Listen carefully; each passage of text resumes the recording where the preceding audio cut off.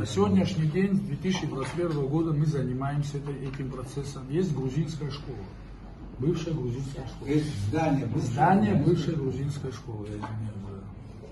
Сегодня эта школа находилась в руках предпринимателей, взяли в аренду, да, находилась 6 лет. Мы вернули это здание. Сколько лет? 6 лет. Занимается преподавательской деятельностью?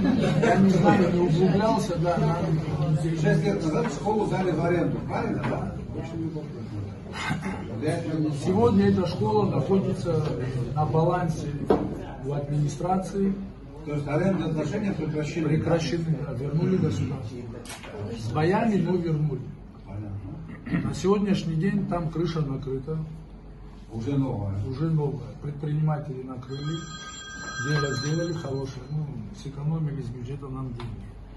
Окна мы до конца года устанавливаем. До конца года будет потрачено около 15 миллионов рублей бюджетных денег на эту школу. Сметная документация будет готова в сентябре месяце. Полностью сколько обойдется нам эта школа. Школа может принять 500 учащихся детей.